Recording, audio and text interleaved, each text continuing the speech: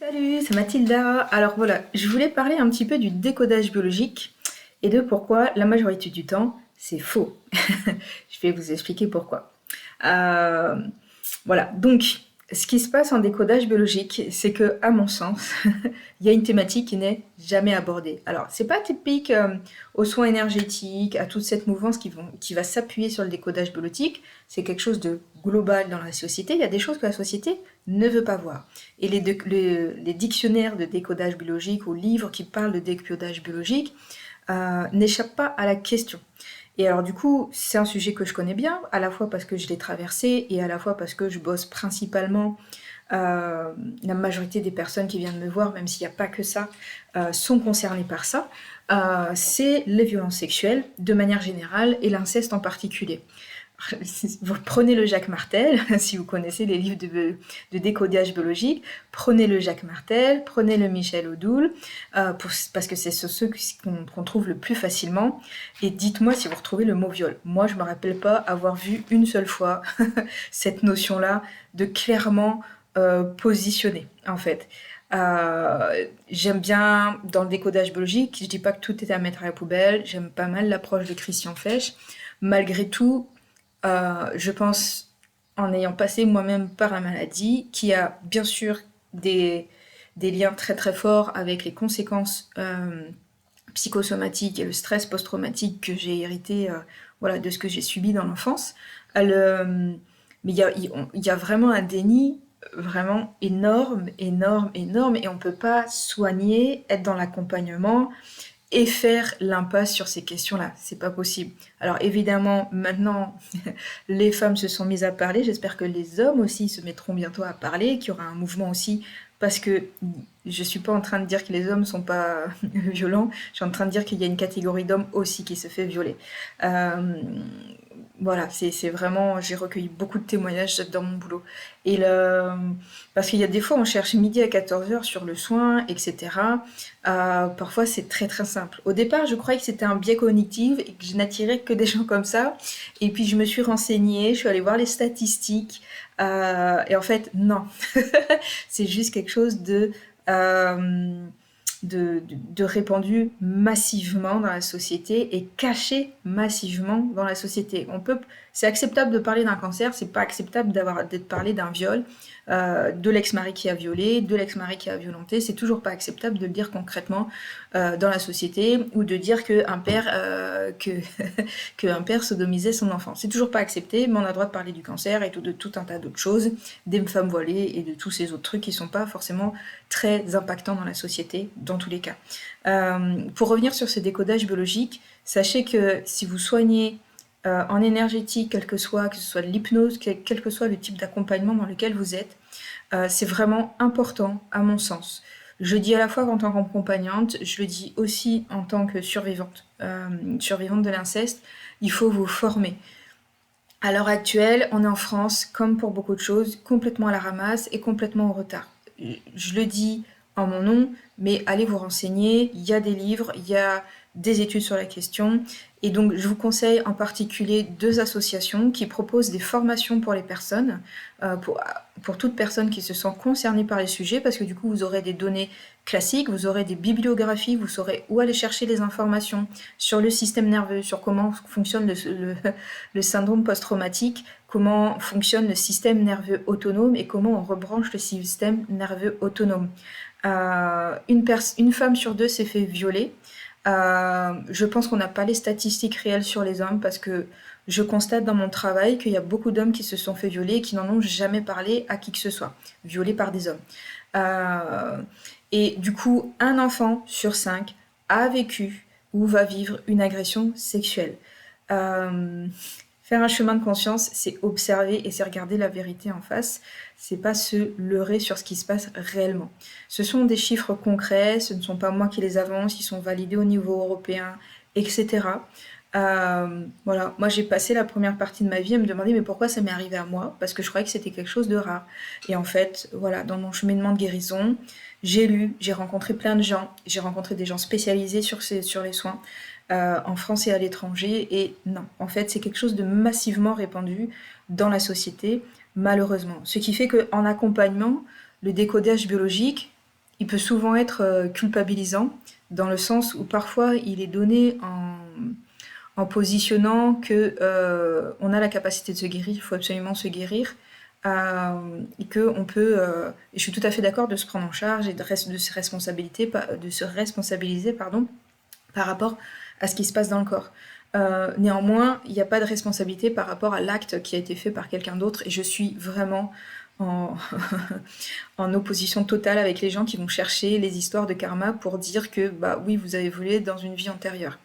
Euh, je vais pas développer ça ici, mais bon, allons voir aussi la société hindoue et dans quel contexte la notion de karma a été créée, dans quel contexte la société de caste, la notion de caste et de karma est intriquée et imbriquée dans la pensée hindoue.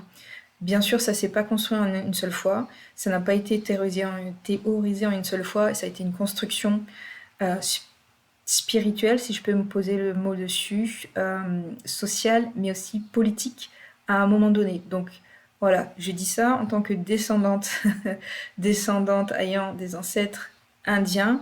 Voilà, c'est de prendre toute la pensée indienne sans prendre de filtre, voilà, sans penser que la condition des femmes dans la culture indienne est très particulière, qu'on tue les bébés filles dans certains coins encore de l'Inde, dans d'autres non, pas du tout. C'est une société très complexe, hétérogène, c'est très compliqué de faire des assimilations, mais cette notion de karma, de la prendre sans prendre de filtre, sans réfléchir, sans avoir eu le temps d'aller vraiment creuser la question, voilà, assez problématique, et surtout en ne questionnant pas la place de la femme. Donc je reviens sur le décodage biologique. Euh, une femme sur deux s'est fait violer, un enfant sur deux a vécu des violences sexuelles. On sait à l'heure actuelle quelles sont les conséquences sur le système nerveux, sur la psyché, etc. Et la majorité des gens qui sont en recherche et qui ne trouvent pas de solution, euh, vous pouvez être sûr que vous pouvez poser la question, que la personne soit dans le déni ou pas dans le déni, en amnésie traumatique ou pas en amnésie traumatique.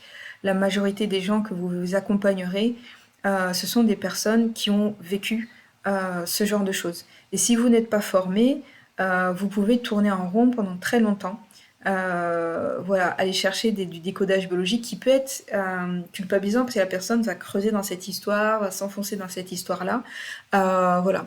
Moi, d'un autre côté, dans ce que je fais, dans l'énergétique, je mets pas de décodage biologique. Et c'est bien pour ça, parce que moi, les thématiques de décodage biologique, quand je prenais les documents, les livres de décodage biologique ou les décodages biologiques qu'on m'a donnés, étaient complètement à côté de la plaque. J'ai vu des tas de gens qui jamais ne m'ont questionné, ne m'ont demandé est-ce que j'ai subi des viols, est-ce que j'ai subi des agressions sexuelles. On m'a raconté des tas de trucs et, et des tas de choses qui ne matchaient pas du tout avec cette question-là. Et chez moi, c'est une thématique centrale. S'il y a un décodage biologique, si on peut l'appeler comme ça, c'est vraiment, voilà, j'ai subi de l'inceste et j'ai toutes les conséquences qui vont avec. Et effectivement, c'est long. C'est un cheminement de guérison extrêmement long, extrêmement complexe. Aussi parce que les techniques qui marchent à l'heure actuelle de guérison ne sont pas très répandues en France, en tout cas. Donc, je vais mettre en dessous de la vidéo le nom des associations. Il y a deux associations, SVS, Stop aux violences sexuelles, et Nous Toutes, voilà, qui proposent des formations gratuites ou à très bas coût, qui permettront d'avoir des bases pour accompagner les personnes qui ont vécu des traumas. Donc c'est se former à la thématique des traumas, comprendre comment fonctionne le système nerveux, parce que la plupart des gens qui ont des états de transe, des personnes qui vont rentrer dans des états de transe, dans des états de conscience modifiés, voire qui ont des hypersensibilités, sont concernés par ces questions-là. Ce ne sont pas des personnes qui vont conscientiser, ce ne sont pas forcément des personnes qui vont faire le lien. Bien sûr, je ne suis pas en train de dire que c'est tout le monde, mais moi j'ai vraiment vu dans mon parcours personnel, chez les collègues, dans les livres sur l'énergétique, cette thématique-là, elle n'est pas abordée, la thématique des violences sexuelles, alors qu'elle est massivement répandue dans la société, et il est grand temps qu'on fasse rentrer cette thématique-là dans les décodages biologiques. Alors je crois qu'Olivier Soulier ne fait pas l'impasse sur la question, il me semble, même si je suis pas allée à ces stages, mais en tout cas je l'ai vu évoquer en tout cas la question de manière très claire. Peut-être que les autres aussi l'évoquent, mais en tout cas pas dans les livres, pas dans ce qui est trouvable d'un point de vue public, etc. Et, euh, et ça veut dire faire attention au niveau psy. Moi j'insiste, je suis formatrice au niveau soins énergétiques, moi j'insiste, on n'est pas psy.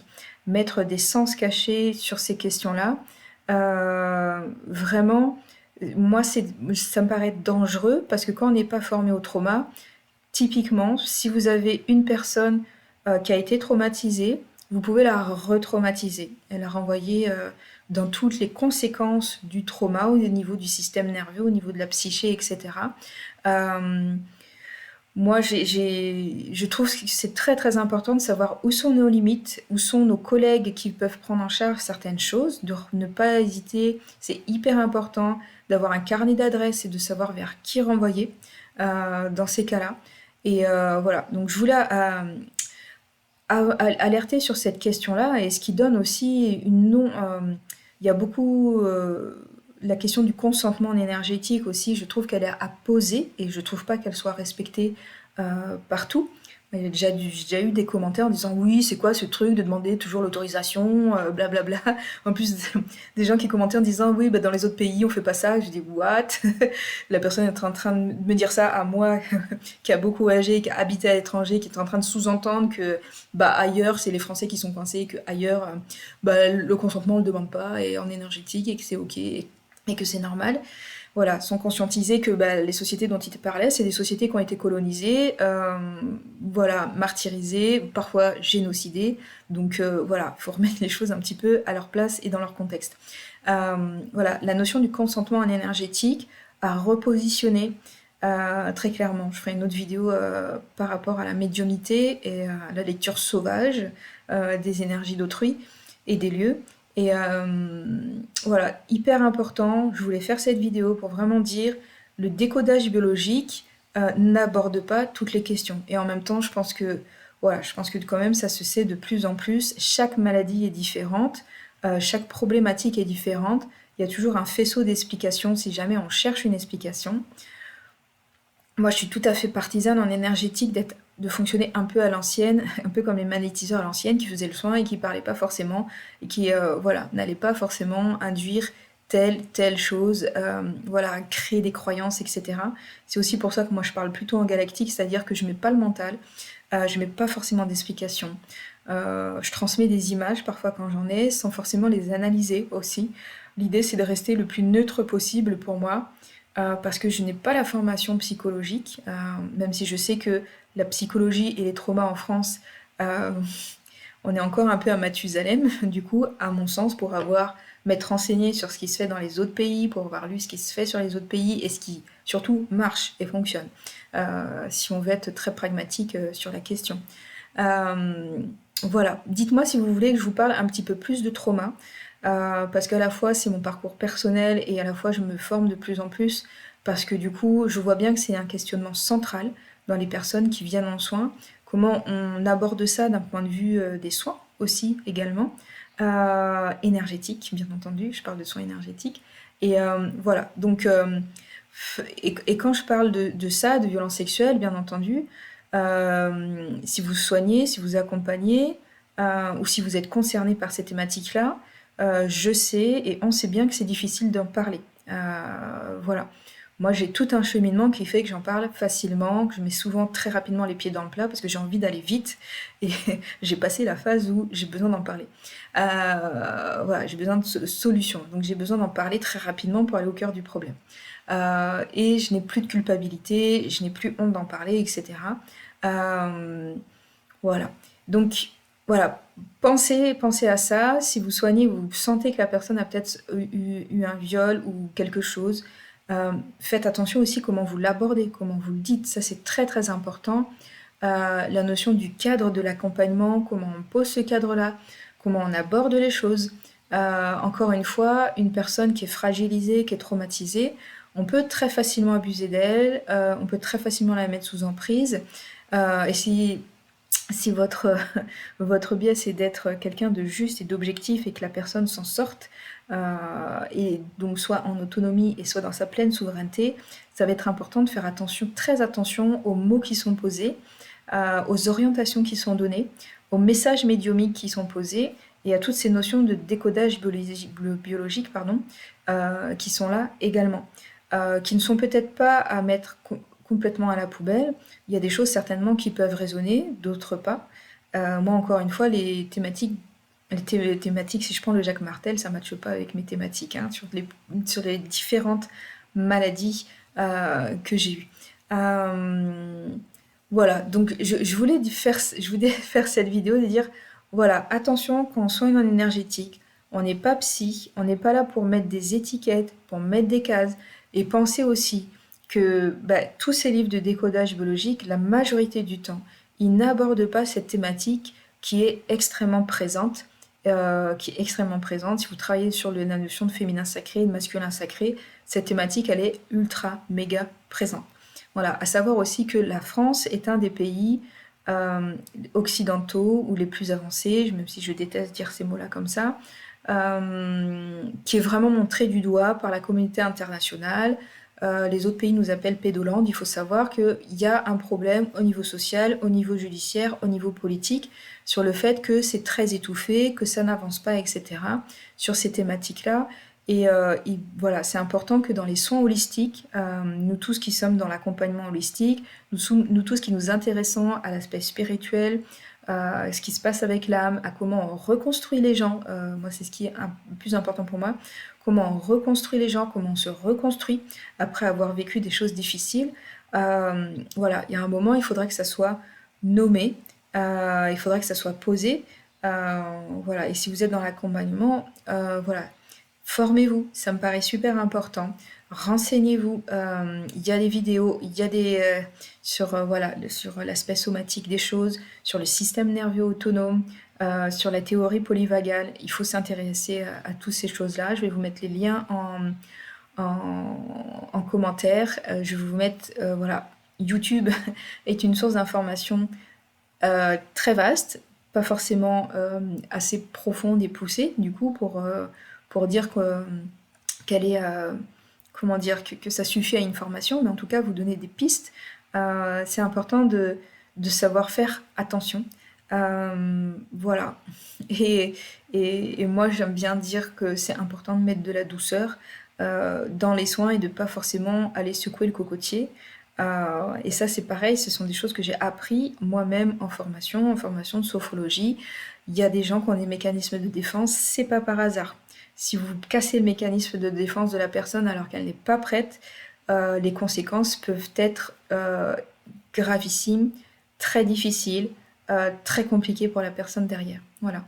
Je vais clôturer cette vidéo. Voilà, je parle d'un sujet.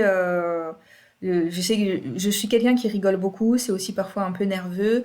J'ai les rires qui se positionnent là, c'est pas parce que voilà, pour les personnes qui ne me connaîtraient pas, qui tomberaient sur cette vidéo comme ça par hasard. Voilà, c'est ma manière d'être et de faire. Et voilà, je voulais amener cette notion-là de vous, voilà, de vous renseigner, de vous former, etc. Parce que moi, j'ai observé que personne n'en parle. C'est un espèce de continent perdu. C'est la partie qui est sous l'eau de l'iceberg et que personne ne voit et que personne ne parle et qui est quand même extrêmement présente, voilà, chez toutes les personnes qui recherchent des solutions. Et que je pense qu'on pourra avancer beaucoup plus vite si on en parle concrètement. Voilà. Et si de plus en plus de personnes se forment à ça et voilà, et que ça puisse avancer aussi au niveau sociétal, juridique, voilà, et politique de manière globale. Voilà, sinon bien sûr en énergétique, chakra sacré, ancrage, enracinement, expansion de l'être. C'est pas un ancrage terre généralement qui manque, c'est d'autres formes d'ancrage. J'avais fait une vidéo, je vous renvoie à une vidéo sur l'ancrage que j'ai fait à l'Académie de la Nouvelle Vie, où je parle des différentes formes d'ancrage. Et quand une personne a un trauma, c'est pas l'ancrage terre qui manque, c'est d'autres types d'ancrage qui peuvent manquer parce que aussi bien entendu chaque personne réagit différemment. On ne peut pas faire de recettes qui fonctionnent pour tout le monde. Il faut vraiment faire du cas par cas en énergétique. Chaque maladie est différente, chaque personne est différente, chaque symptôme est différent, chaque expression est différente. Voilà, bien que au niveau des nourritures, quand même, tester les jus de fruits et de légumes. Voilà, j'en dis pas plus, faites vos recherches, vous saurez. Il y a des choses quand même globales qui me fonctionnent pour tout le monde aussi, également. Voilà. Donc à bientôt pour d'autres vidéos.